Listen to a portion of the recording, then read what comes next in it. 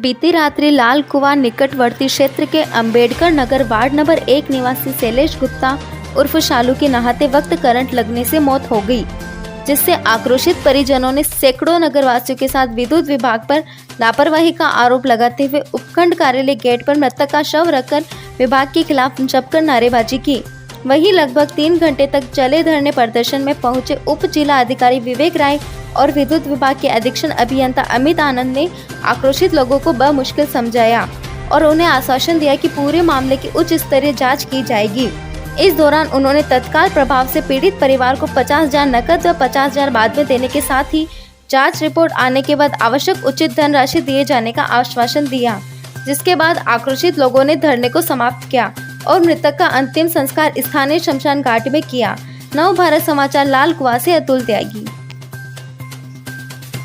नाम राम सुंदर है, ये मेरा लड़का है, सालू नाम है इसका। और ये ड्यूटी करके आया शाम को 6 बजे। ये नहा रहा था, नहाते वक्त से लगा करंट और घर में उस वक्त कोई नहीं था। मैं आया अचानक तो देखा इसको लथपथ पानी में पड़ा हुआ तड़प रहा था, तो उसे अचानक मैं तुरंत लेकर भागा हॉस्पिटल पहुँचाऊँ। ये पानी पूरा भीगा हुआ था, नहाते समय से करंट लगा है।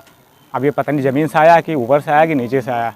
ऐसी समस्या आ रही है क्या आपके यहाँ? हमारे यहाँ कम से कम आज 8 तारीख और 10 दिन में 8 तारीख 10 तारीख में कंप्लेंट यहाँ लिखाई गई है, लेकिन कोई पूछने नहीं आया और कोई मोहल्ले में देखने नहीं आया। कम से कम पूरे मोहल्ले में अभी पूछा जाए तो 20 घरों में ऐसे जो है डबल फेस में करंट इसमें लाइट चल रही है। कंप्लेंट की थी आपने? कंप्लेंट लोगों ने लाइट जाने के बाद भी बल्ब जलते रहता है, जीरो लाइट जाने के बाद भी उसमें क्या कहते हैं जो मीटर उसका होता है उसमें जो है हरा हरा करके शॉक इतना तगड़ा था कि सबसे पहले इन्होंने ही बॉडी को इनको भी जोरदार उस समय झटका लगा था, लेकिन अब उस समय महसूस नहीं करा मैं अपने आप को। अभी एसडीएम साहब ने भी आपको बताया है जो घटना हुई है वो बहुत दुखद है, लेकिन जो प्रथम दृष्टया अभी सूचना मिली और जैसा अभी परिणाम आ रहे हैं कि वो घर के अंदर की वायरिंग से ये दुर्घटना हुई थी, लेकिन उसकी जो है वो विस्तृत जांच कराने के उपरांत जो भी निर्णय होगा उसके बाद विभागीय कार्रवाई सुनिश्चित की जाएगी। वर्तमान में अभी संवेदना जाहिर करते हुए विभाग की तरफ से एक तरह से आप ये समझ लें कि हमारी व्यक्तिगत सहायता जो हम अभी फ़िलहाल 50,000 रुपये की उनको कर रहे हैं, ये हमारे व्यक्तिगत रूप से उनको संवेदना देने के लिए ही अभी है और फर्दर जो भी जांच की कार्रवाई होगी उसके अकॉर्डिंगली हम आगे फर्दर कार्रवाई करेंगे। सर ये तो जो है लोगों ने यहाँ, मैंने तो लिखाई नहीं थी, हमारे पड़ोसियों ने कंप्लेन लिखाई, उन्हीं के द्वारा पता लगा है। मैं यहाँ था भी नहीं, ये जब हुआ है मैं दिल्ली था, दिल्ली से मैं कल पहुँचा ही था यहाँ। और मौका वारदात पे मेरे भाई को सबसे पहले मेरे पापा ने देखा और मेरा एक भाई अंदर भी सो रहा था, लेकिन वो जब इन्होंने जगाया तब उठा और जब देखा सामने तो वहीं पानी का टप था और थोड़ा सा 2 कदम चल के वो वहीं गिरा पड़ा था। और ऐसा देखने में प्रथम दृष्टया ये लग रहा था कि ज़मीन से ही उसको करंट लगा है, जो है किसी तरह ज़मीन में ही अर्थिंग आई है। क्या वार्ड नंबर 1 में इस तरह की परेशानियाँ लगातार बनी रहती हैं क्या?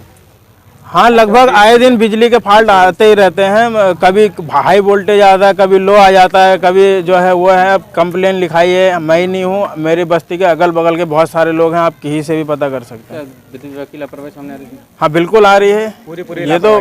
और एसडीओ साहब कह रहे हैं इसमें हमें कुछ पता ही नहीं है, हमें कोई जानकारी नहीं है।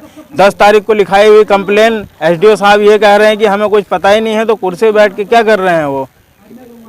जैसा कि आप देख रहे हैं कि एक मृत्यु हुई है, कल रात में मृत्यु हुई है और पोस्टमार्टम के बाद अंतिम संस्कार से पूर्व थोड़ा सा क्षेत्रवासियों को रोष था विद्युत विभाग को लेकर के। उनको सुना गया है, आश्वस्त किया गया है कि इसमें जांच होगी, जांच में जो भी परिणाम आएगा उसके हिसाब से कार्रवाई होगी। परिवार को सांत्वना देने के लिए अभी 50,000 रुपये विद्युत विभाग ने कैश दिया है, 50,000 रुपये का और इंतजाम करके वो उनको प्रदान करेंगे। ये जो भी चीज़ें दी गई हैं वो जांच से इतर है, केवल संवेदना और उस परिवार के दुख में शामिल होने के लिए, उसकी प्रतिपूर्ति नहीं की जा सकती, उसमें शामिल होने के लिए लोगों के प्रयासों से किया गया। जिला प्रशासन की तरफ से सर डीएम साहब से बात करके क्या उसमें कोई मदद हो सकती है? नहीं, जिला प्रशासन की ओर से जैसा कि हमने अपने क्षेत्रवासियों से भी, अपने जनप्रतिनिधियों से भी कहा है कि यदि कोई हमसे इंक्वायरी मांगी जाएगी, रिपोर्ट मांगी जाएगी, तो जो चीज़ें हम देख रहे हैं वैसे ही रिपोर्ट भेजेंगे। अगर उस परिवार को उस रिपोर्ट के आधार पर कोई सहायता मिलती है तो हम